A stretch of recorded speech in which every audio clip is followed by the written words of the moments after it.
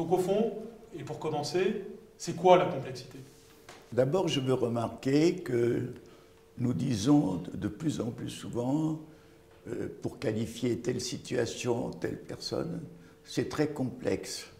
Par exemple, la crise que nous subissons, on dit c'est très complexe. La mondialisation, c'est très complexe. Telle personne, elle est très complexe. Alors, en réalité, c'est une façon d'échapper à la connaissance. Et disons, le mot de complexité, plus il revient souvent, et c'est le cas, plus il trahit notre incapacité, quelque chose, disons, d'indicible normalement. Bien entendu, une entreprise commerciale ou industrielle vit aujourd'hui dans le risque, c'est-à-dire qui comporte de l'incertitude. Donc nous avons tous besoin d'inscrire dans l'enseignement, et ça fait partie de l'enseignement de la complexité, l'art d'affronter l'incertitude. Et moi je crois que, disons, il y a déjà trois piliers, trois problèmes fondamentaux, c'est-à-dire la connaissance, ses problèmes et ses dangers, l'incertitude qu'il faut affronter et la compréhension. Et la complexité nous permet d'avancer dans cette connaissance parce que c'est une pensée qui veut relier. Ce qui va aider à cet enseignement, c'est exactement qu'il répond à ce que demandait Jean-Jacques Rousseau quand il disait, son père, le percepteur de l'Émile, disait « Je veux lui enseigner à vivre ». Bon, je dis vivre, comme je vous l'ai dit tout à l'heure, c'est pas seulement enseigner un métier ou des choses élémentaires.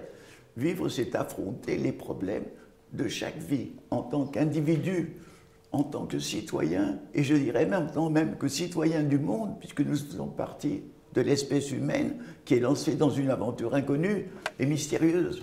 Toute décision est un pari. Alors ce pari doit lui-même essayer de se fonder sur une réflexion, sur, disons, se faire des scénarios. Si je fais ça, qu'est-ce que peuvent être les conséquences? Bien entendu, personne n'est maître de l'avenir. Mais il fait un pari et ensuite, il doit utiliser la stratégie. Qu'est-ce que c'est que la stratégie? C'est un mot qui relève de l'art militaire, mais qui vaut maintenant pour tout.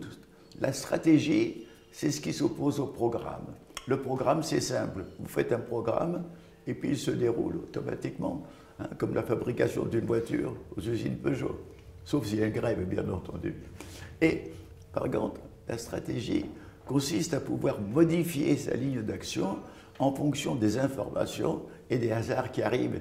D'ailleurs, c'est pour ça que ce mot est né de l'art militaire, qui est un art de l'incertitude sur les intentions de l'ennemi et sur ses positions, et qui a besoin de faire une stratégie sur quoi? Est-ce qu'on ne pourrait pas formuler de manière paradoxale qu'il faut s'armer d'une acceptation de l'ignorance au sens où on se tient prêt à apprendre sans cesse des circonstances comment il faut faire évoluer ce que l'on fait? Ce qui m'inspire ce propos, c'est votre remarque qui consiste à dire la stratégie doit s'adapter, ça n'est pas un programme. Et actuellement, souvent en sciences de gestion, la stratégie est entendue comme une décision à long terme qui est censée orienter de manière univoque une organisation, alors que là vous dites non, la stratégie est acceptée entre autres qu'il faut apprendre sans cesse pendant qu'on évolue.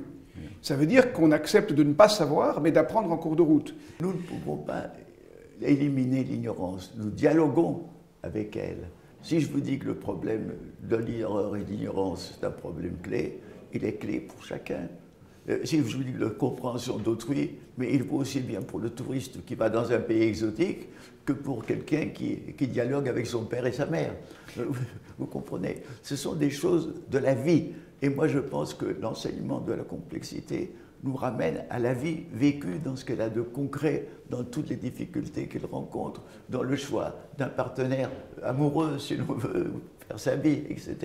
Je vous ai dit tout à l'heure que si la complexité est une pensée qui relie, et c'est d'autant plus que ce sens vient du mot complexus latin, qui veut dire ce qui est tissé ensemble. Les toiles d'une tapisserie sont tissées ensemble.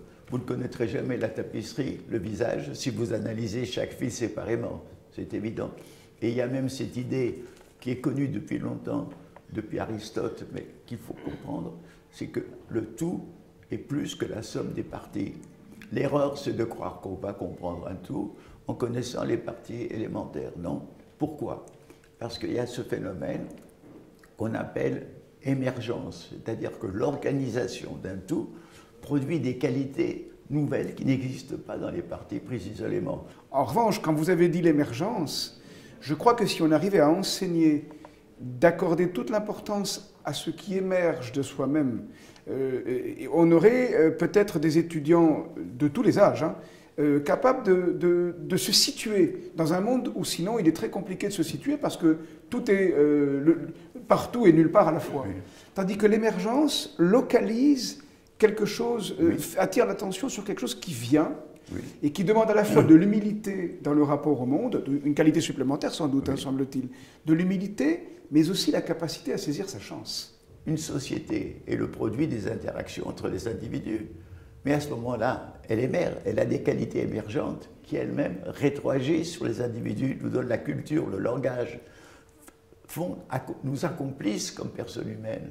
Donc, nous sommes les producteurs et les produits de la société. Et bien, je dirais même qu'une entreprise, elle ne fait pas que produire des objets, des autos ou des services. En faisant ça, elle s'autoproduit sans cesse, parce que le but de l'entreprise est de vivre, et bien entendu, sa fonction qu'il est à vivre, c'est évidemment de vendre, et évidemment, avec cet argent, de continuer. Donc, si vous voulez, ce qui est très intéressant, c'est l'idée d'autoproduction. Mais on ne peut s'autoproduire qu'en se nourrissant dans l'environnement.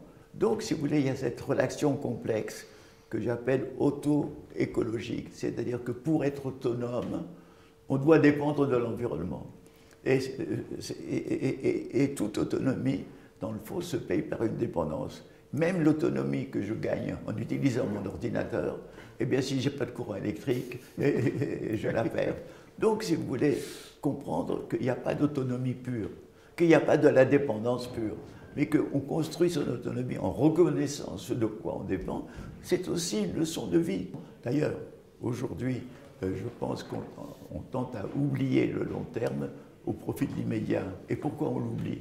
Pour une raison aussi très compréhensible, c'est que nous avons perdu l'illusion que le futur se faisait mécaniquement selon la loi du progrès et que dans le fond demain serait mieux qu'aujourd'hui.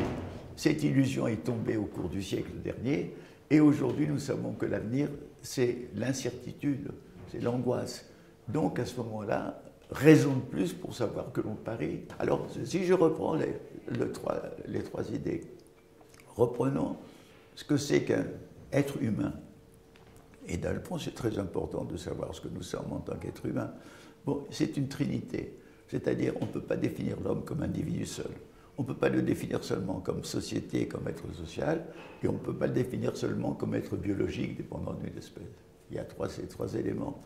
Mais ils sont absolument inséparables. Je ne suis pas 30% biologique, 30% social et 30% individuel. Je suis à 100% biologique, à 100% social et à 5% individu. Chacun a en soi, disons en tant que sujet, quelqu'un qui dit « je », c'est ça être sujet. Bon, qu'est-ce que c'est que dire « je » ? C'est m'auto-affirmer dans le monde, c'est faire de l'égocentrisme, je me mets au centre du monde pour le considérer. Et cet égocentrisme est vital. J'ai besoin de me nourrir, j'ai besoin de me défendre, j'ai besoin d'entretenir ma vie. Mais dès qu'il naît, l'être humain a un deuxième principe, qui n'est plus le « je », qui intègre le « je » dans le « nous ». Dès qu'il naît, il a besoin de la caresse, du bercement, du sourire de la mère, et va grandir, il a besoin de l'amour de ses parents, et qui va être réciproque, et de ses frères.